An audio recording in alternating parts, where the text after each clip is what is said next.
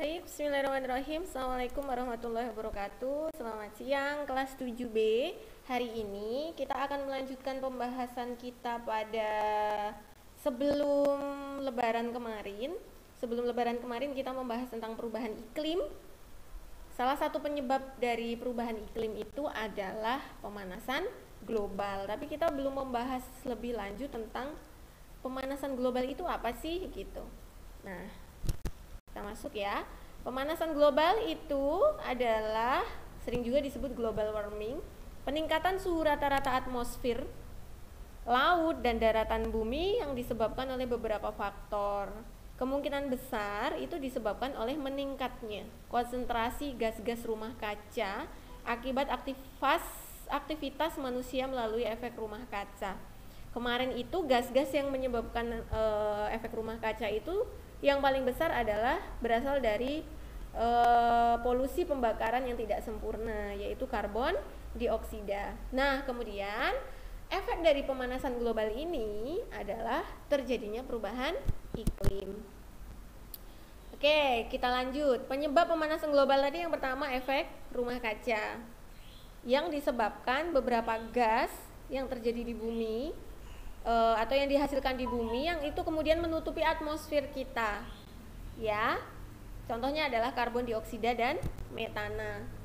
Adapun efek dari itu semua adalah kasus pada proses penguapan air, hilangnya kemampuan memantulkan cahaya oleh es, kemampuan lautan untuk menyerap karbon akan berkurang bila menghangat.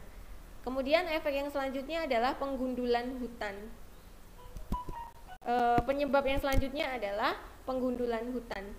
Penggundulan hutan itu juga mengurangi penyerapan karbon oleh pohon, karena kan sebenarnya kalau misalnya masih banyak hutan, jadi pohon-pohon itu akan menyerap karbon dioksida untuk kemudian dijadikan bahan untuk berfotosintesis dan menghasilkan oksigen yang digunakan oleh makhluk hidup.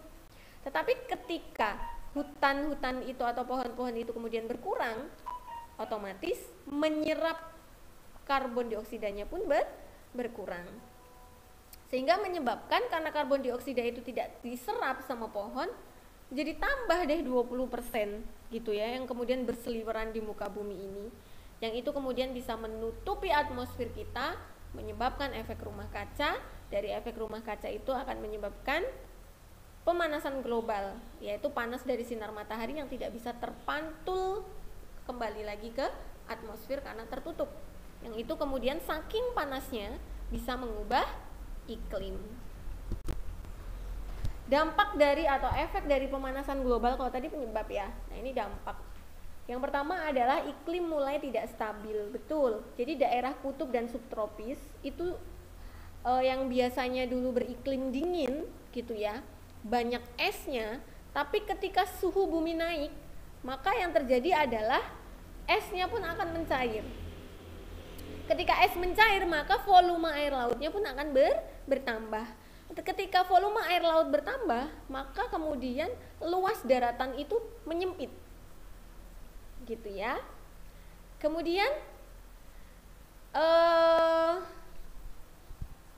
kalau kita panas juga, ya, daerah hangat akan menjadi lebih lembab karena lebih banyak air yang menguap dari lautan, gitu ya. Daerah hangat akan menjadi lebih lembab. Jadi daerah yang punya cuaca yang sering hangat itu akan jadi lebih lembab karena banyak air dari lautan yang menguap. Karena apa? Karena tadi bumi panas, sehingga kan kalau panas itu kan bisa menguapkan air laut ya.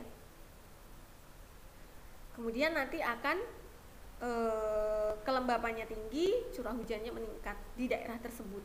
Padahal settingan awalnya daerah itu adalah daerah hangat. Contoh di Jazirah Arab. Jazirah Arab itu kan sebenarnya seringnya musim kemarau daripada musim penghujan, gitu kan? Bahkan musim penghujan itu atau hujan itu hanya terjadi beberapa kali dalam 1 tahun. Tidak seperti di sini. Kenapa? Karena daerah Jazirah Arab di Mekah, Madinah itu kan memang daerah hangat atau daerah panas. Tetapi karena iklim mulai tidak stabil, akhir-akhir ini kalian di video-video itu banyak ditemukan bahkan Mekah banjir gitu ya, Jazirah Arab kemudian banjir gitu karena curah hujan yang kemudian meningkat tajam. Padahal harusnya idealnya curah hujan mereka sangat kecil. Kenapa? Karena banyak air laut yang menguap menjadikan siklus air hujan sehingga hujan turun banyak. Yang selanjutnya, air akan lebih cepat menguap dari tanah. Nah, ketika semakin panas, maka air-air yang ada di dalam tanah ini akan menguap di siang hari, sehingga menyebabkan tanah-tanah yang seharusnya gembur karena banyak mengandung air itu lebih kering. Nah, bagaimana pengendalian pemanasan global itu?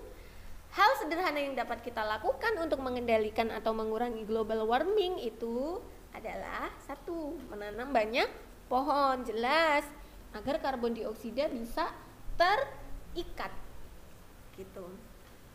Dan yang kedua, bepergian dengan kendaraan yang ramah lingkungan, betul.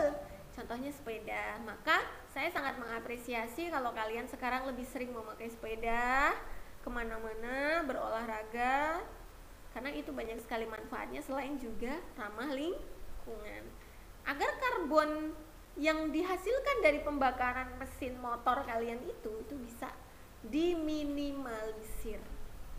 Yang ketiga, gunakan alat elektronik yang hemat energi, betul. Yang keempat, kurangi penggunaan AC dan lemari pendingin. Kenapa? Karena penggunaan AC dan kulkas itu akan menghasilkan chlorofluorescence atau CF2, CFC2 atau CF2, saya agak lupa ya. Itu yang kemudian akan menambah lubang pada lapisan ozon gitu, atau yang akan merusak atmosfer. Daur ulang sampah organik. Kenapa? Dengan didaur ulang akan mengurangi pembakaran sampah plastik. Karena ketika pembakaran itu terjadi, maka karbon yang dihasilkan pun banyak, yang kemudian melambung di udara.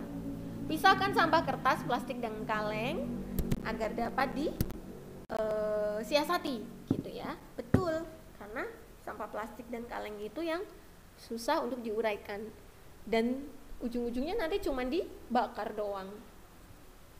Kalau dibakar, ujung-ujungnya apa? Polusi lagi, karbon lagi gitu ya. Nah, ini skema pemanasan global. Jadi gini, cahaya tampak matahari sebagian dikembalikan ke angkasa. Jadi ini satu, matahari masuk ke bumi, cahaya tampaknya sebagian dikembalikan ke angkasa, sebagian diserap ke bumi, yang nanti kemudian akan dipantulkan sebagai radiasi inframerah.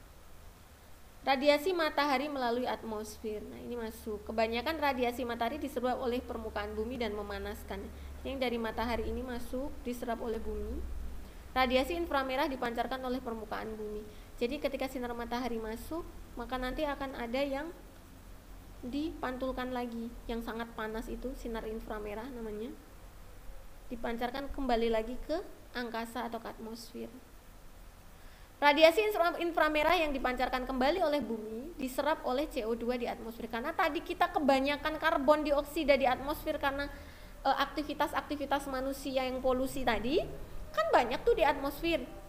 Seharusnya kalau CO2-nya itu tidak banyak di atmosfer, maka inframerah itu bisa langsung lepas ke atmosfer, hilang.